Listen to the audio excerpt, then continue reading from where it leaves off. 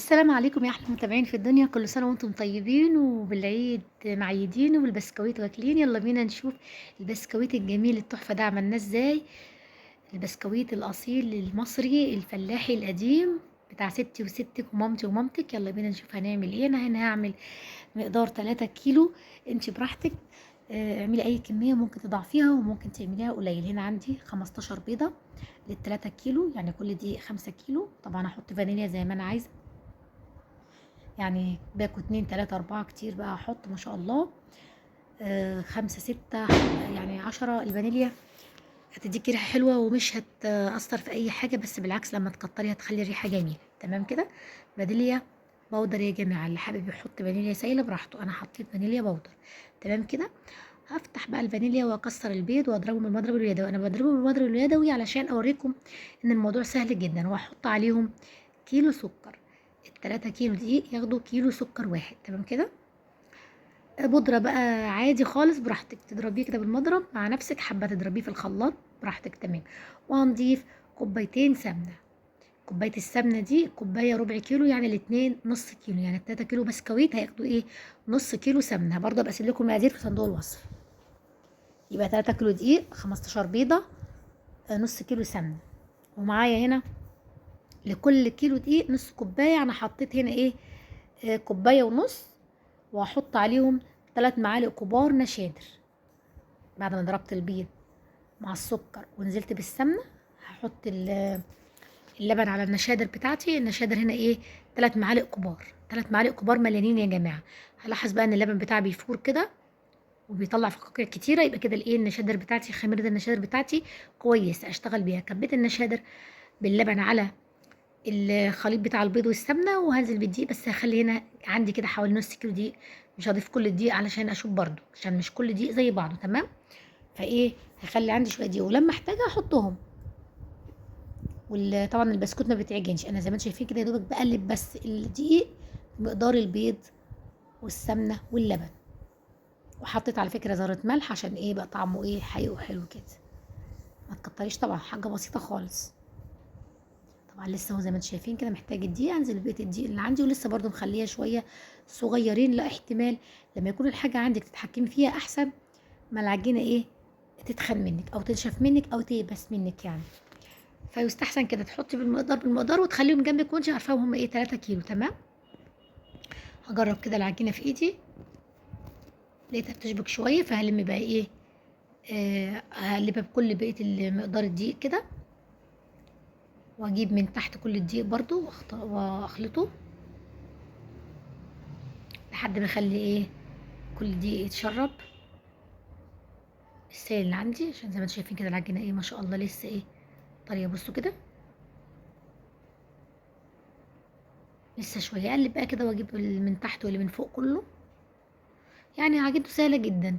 انا مش بعجنه زي ما انتم شايفين كده، انا بقلب وبخلط المقادير ببعضها، بشرب العجينه دقيق وبس كده.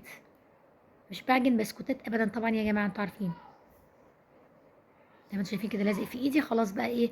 احط بقيه المقدار بتاع الدقيق كده، لقيته محتاج يعني. فاحط بقيه المقدار بتاع الدقيق. الدقيق ده قد ايه؟ 3 كيلو. حابه تعملي كيلو؟ حابه تعملي كيلو يبقى 5 بيضات، كيلو دقيق، وربع كيلو سكر، ونص كوبايه سمنه. بس كده خلاص اهو العجينه اتلمت معايا ما شاء الله. هنضف ايدي بقى واحضر المكنه بتاعتي. بس هسيب العجينه ترتاح شويه، لان كل ما تسيبها ترتاح شويه يكون احسن يا جماعه. انا سبتها حوالي ايه؟ ساعه الا ربع كده، على ما حضرت الصواني بتاعتي وركبت المكنه. تغطيها بكيس بلاستيك وتحضري ايه حالك، وتحضري الصواني بتاعتك، وتنضفي ايدك طبعا من كل المقدار بسبتيوله كده، وتطلعي كل الايه؟ البسكوت، العجينه البسكوت اللي شابكه في ايدك. بصي بيها ترتاح. بصي العجينه، بصوا مش شايفين كده ملهاش عرق. يعني خلي بالكم، بصوا العجينه تقطع مش ملهاش عرق. هي دي عجينه البسكويت اللي تعرفيها ناجحه يا جماعه. تشديها تلاقيها تقطع معاكي على طول، مفيش عرق فيها. كده العجينه ما شاء الله ناجحه. هسيبها كده بقى واغطيها على ما احضر زي ما قلت لكم كل حاجه، واسيبها ترتاح ربع ساعه بقى، نص ساعه، براحتك. تمام كده. تمام. نحضر بقى المكنه بتاعتنا. انا هي عملت شويه بالنجمه وشويه باللي هتشوفوهم بعد كده اللي ايه البسكوت العادي يعني. حابه كمان تدي النجمه لفه كده، هوريكم برضو تلف ازاي لفه للنجمه. طبعا البسكوت ده بقى احلى حاجه كده، لمه العيله والقعده كده، والولاد جنبنا فرحانين طبعا، واللي عاوز يدور المكنه واللي عاوز يقطع، وما كناش ملاحقين عليهم يعني ما شاء الله، فرحانين طبعا. طبعا البسكوت ده بقى بسكوت مصري اصيل كده، بسكوت الفلاحي، هو ده البسكوت بتاع زمان بتاع مامتي ومامتك بقى، مش بسكوت الافران، ما كانش لسه بقى طلع الافران ولا كان في بسكوت اصلا في الافران غير ايه سبحان الله اليومين دول كده يعني، طلع له من كام سنه. انما الاول كان كله في البيت، كنا بس بنروح نسوي في الفرن، انما ما كانش فيه بسكوت افران ولا كنا بنشتريه من الافران ابدا. بصوا ده المشط التاني اللي بقول لكم عليه، برضو جميل جدا وحلو. شايفين شايفين عجينه ما شاء الله حلوه ازاي، كل ما ترتاح كده تيجي ايه مرونه وحلوه جميله وسايله، يعني طريه كده، وتمشي معاكي ايه في المكنه وما تتعبكيش كتير يعني. بصوا ما شاء الله جمالها، حاجه كده تتاكل حاف يعني، تتاكل نيه زي ما بيقولوا. بصوا بوريكم بقى هنا ايه البسكوته وجمالها. هنا كده قربنا نخلص بقى خلاص، نقطعه زي ما انتم شايفين كده، وبعد كده ايه هننزل بقى ايه بالسجان بتاعتنا كده على الفرن، الفرن طبعا البلدي. خلاص كده بقى قربنا نخلص خلاص.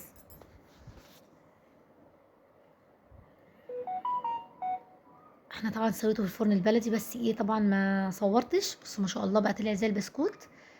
الفرن بقى ايه 180 200 من تحت، وبصي شوف الجمال بسم الله ما شاء الله، احمر من تحت ومن فوق، جميل جدا. بصوا شايفين الجمال، بصوا الخمر بتاعه من جوه حلو ازاي، حاجه بسم الله ما شاء الله تحفه. طبعا عجب الولاد جدا، بس ما شاء الله كميه كبيره، مش كل الكميه طبعا. كمان بسكوت عسل، يا رب يعجبكم، تعملوا نفس المقادير دي وقولي رايكم ايه. كل سنه وانتم طيبين يا رب، رمضان سعيد عليكم وعيد سعيد عليكم ان شاء الله. بصوا الجمال، حاجه كده بسم الله ما شاء الله تفتح النفس، نضيفه جدا سهله جدا، فيها بس لمه الولاد حواليكم كده وهم فرحانين وعايزين يدوروا المكنه.